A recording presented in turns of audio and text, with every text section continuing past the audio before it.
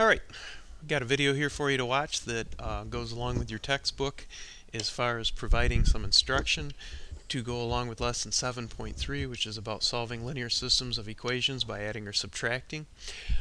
Please don't worry about taking any notes yet. The book does list, what we've been doing before this, what we're doing right now, and I would point out to you here it says you will solve linear systems of equations using elimination. That's actually a better term for it.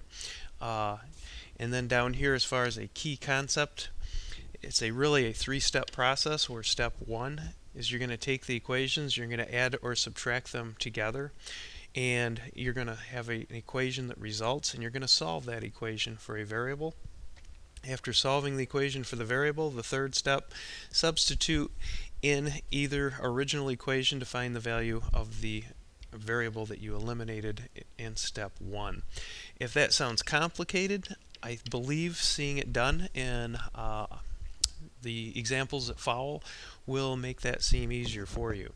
So now, if you would please, would you get ready to take some notes, and would you write down that this is lesson 9.3, solving linear systems of equations by adding or subtracting, but I would prefer, instead of calling it by adding or subtracting, if you would change and call it by elimination.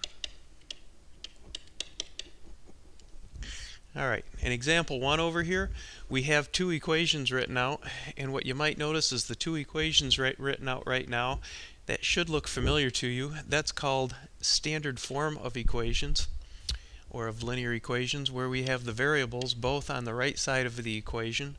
It should be general practice kind of to put them in alphabetical order, since x comes before y. They're written out first and the y variables are second. You have your equal signs here, and on the right side of the equations you have your constant terms.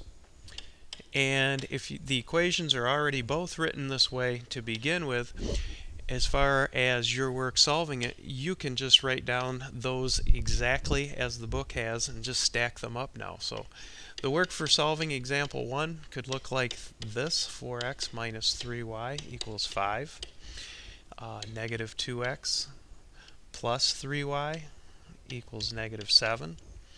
And the key thing that we're looking at here is going to be the fact that your y terms, one has a negative 3y and one has a positive 3y as far as for coefficients. That's going to allow us to take these two equations and add them together, and when we add them together, the y variable will disappear. So if we take the 4x and the negative 2x, add those together, we get 2x. If we add together the negative 3y plus the positive 3y, we get 0y, and 0y would be the same thing as having plus a 0 down here. And if we have plus a 0 here, it's kind of a waste of time for us to write it in. So we won't. We have eliminated the y variable, and if we continue on over here on this side, we have the 5 and the negative 7. When we add those together, we get negative 2. If I bring my equal sign down, we're done with step 1. We have a new equation where we've eliminated the y variable. This equation can now be solved for x. If we divide this side by 2, we divide this side by 2, we will get that x equals negative 1. That's the end of step 2. It's actually, we get an equation that's easy to solve. And now what we should be looking at is taking our resulting value for x and substituting it back in to either this equation for x or substituting it into this equation for x. And if one of those equations had large numbers and one small, it'd probably matter which one we pick. For this example, it doesn't really matter which one we pick. If I take the top equation and have 4x minus 3y equals 5 and substitute in the negative 1 for x, I will have 4 times negative 1 minus 3y equals 5. Multiply, and I get negative 4 minus 3y equals 5. If we get rid of the negative 4 on that side by adding 4 to both sides, we will have negative 3y equals 9. And to eliminate multiplying by 3, I'll divide by it's actually negative 3, and I get that y equals a negative 3 over here. So my answer to the entire system of equations as far as its solution would be the coordinate point where the x value is -1 and the y coordinate is -3. Okay, that's our first example, and that shows an example of adding the two equations. If we take a look at another example now, once again you'll see in this example they're both already written in standard form. We have the x's lined up, we have the y's lined up, we have the equals lined up, and the constant terms are over to the right side of the equation, all lined up.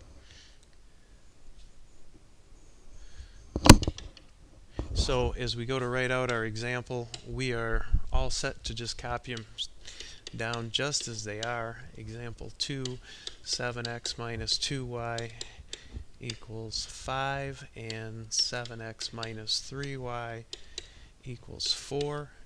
And if we go through and if we were to add those two equations together, we get 14x and we get a -5y, and we didn't get 0x or 0y. We're not eliminating any variable. So we don't want to add them here. What we want to do is we want to subtract the two equations, because if we subtract the two equations, the 7x minus 7x is going to give us 0x. The only problem with doing this is when you have to do a -2y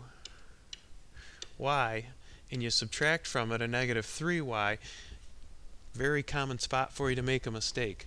I highly encourage you to make sure you remember that subtracting is the same thing as adding the opposite. If we want to change this to adding, we have to change every term to its opposite. And then we can do the whole thing as if we're adding again. It's just like we took the entire equation and multiplied it by -1. And if we did that, now our 7x and our -7x would give us 0x. We've eliminated x. We have our -2y and our +3y put together will give us 1y, or just y. And that will be equal to now the 5 added with the -4x, and we will get 1 for that. So this equation is even easier to solve. Y equals 1. We're all set now to go to step 3 of these and take the 1 back and put it in for x either here or here. It wouldn't matter which equation. I'm going to choose to use the top equation again and quickly substitute in the 1 for the y variable. So we have 7x minus 2 times 1 equals 5. And you know what? I better go back and make sure I emphasize to you this shouldn't be here and this shouldn't be here. If we substitute in, they should be going in for y. I caught it when I substituted in over here. Finishing this, we have 7 minus 2 equals 5. Let's add the 2 to get rid of subtracting 2. Add 2 to this side then, so we get 7 equals, and bring down our 7x over there, and divide by the 7, divide by the 7, x will equal 1. So now we have the coordinate point where x is 1 and y is 1. There's our coordinate point. That's the solution to example 2. Example 3 kind of gives you an extra thing to do now. If you'll notice, your equal signs don't line up, your x's don't line up, the y's don't line up, the constant terms do, but nothing else did. So there is work to do before we start trying to solve this. And if you notice that at all, when you go to write out your work for solving this, don't stack them to begin with. Let's write out the 2x plus the 5y equals 12. Over here next to it, let's put the 5y equals 4x plus 6. Now, we could change the first equation. I just realized I left out a letter here, so I'm going to go back and put in the 5y is equal to 12. We could change the first equation into matching up so it looks like the second equation, but it's going to be simpler, I think, if we just keep changing everything into standard form, which would mean the second equation we need to subtract 4x from this side and subtract 4x from that side, so that now on the left side of the equal sign I have -4x plus 5y is equal to 6. And that equation now is what I want to have that I can move over here and put underneath the first equation, and then we're ready to either do some addition or subtraction to eliminate a variable. So I get -4x plus 5y equals 6.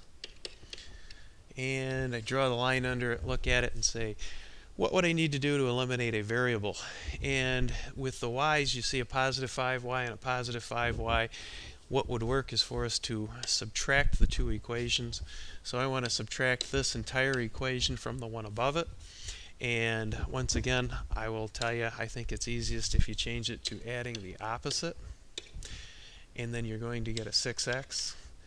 The 5y and the negative 5y make 0y. We've eliminated it, and that's equal to over here 6. Easy equation to solve. I divide both sides by 6, and I get that x equals 1. At this point, I'm now ready to take this 1 I got for my x value, and I can substitute it in either for x up here, for x here, or for x here. I think it would be easiest to bring it up and substitute in right there because I don't have to rewrite anything. And then I'm going to have a negative 4 times a 1 equals, oops, that's not supposed to be a subtraction sign right there. It should be plus 5y equals 6, so I get negative 4 plus 5y equals 6. I add on the 4, I add on the 4, 5y now equals 10.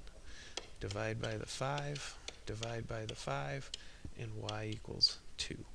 So, solution to the system of equations, x equals 2, x equals 1, y equals 2. There's your coordinate point for that. Your assignment tomorrow will include, I think, about 3 story problems, one of which is a lot like what you see in the example in the book is example 4.